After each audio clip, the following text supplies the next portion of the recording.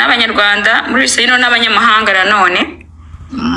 So gasanga ahangaha ntago ari abantu babwira ngo nimubaze ibibazo munishyure gift, ntago ari abantu babyumva ku igate, ariko they understand iyo baza kundeba kuri Twitch aho I'm probably streaming somewhere in Bangkok, urumva, and I'm gonna make money nyine of them looking at my streaming.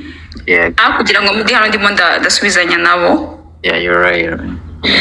Nizi muri muravyumva. Yeah, it makes sense. Yeah, so ukoresha live ya Facebook, live ya TikTok, live ya Instagram, live nyine ziri vanilla zitishyura ako kanya kugira ngo promoting nka Kiki cyangwa Twitch yawe, aho iyo wamaze kuba monetize, you know the views you make money from the views and everything. So yeah, I get it.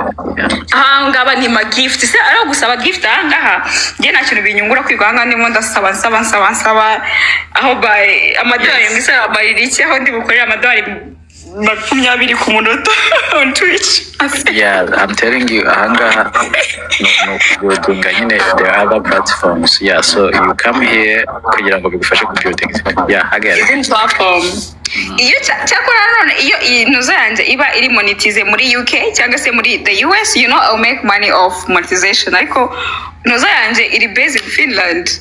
Literally I opened this account in Finland and I'm using nyine ama documents za Finland.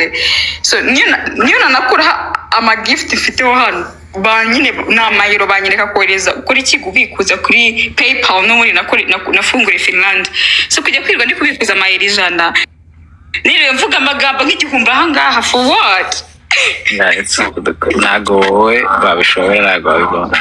Nago nabigiterwa kubera izindi platforms zikwishyura neza. That's why iyi ngiyi nyine byakugora. And for doing the same thing, people do not understand. You're literally doing the same thing. You're literally live like this every single day. And people, you're not asking people to give you. You actually just have to exist. You have to be there. And the views and everything equals money. So nyine ariko muri madabigisha n'ibintu byinshi, ariko ikibazo nuko mwago abanyarwanda baje biga neza, ariko nakundi ntago twiga neza shit. Ako bazi gukopera, so ujye ubona ukuntu bana screen recording barakopera nabi. Uziko nyarwanda ushobora kumubwira ngo iki gikombe ni icyanjye, niba wishyuye ukagifata ukagifotora ukajya kugigurisha handi, n'ibindi byose wagurishije mbere yo kujya kugurisha igikombe cyanjye nabyo uzabibura. Umunyarwanda akakureba akavuga ati okay nta kibazo, akabikora. Bati ngo ugira icyo ukora turebe. Ni gutyo tumeze, turakunda guhangana. Guhangana mu bintu utanumva utanasobanukiwe. I don't think ari guhangana, ahubwo ni no gukoresha nyine ntago bakunda gukoresha, ntago nabashyira muri rusange, bamwe muri bo babikora ntago bakunda, no kuvuga ngo baba badakunda gukoresha ubwonko cyane, like ntago basoma, they don't educate themselves. And we are lazy to find information. By that we are so lazy to go to find information. Ntago basoma ngo bamenye the terms and conditions and everything. That's what the problem is. Like honestly speaking, like byamfashe kubanza nkarumeka nkavuga ati no what, ntabwo najya ndakarira abantu bacu nyine gutya gusa, kuko natwe si twebwe.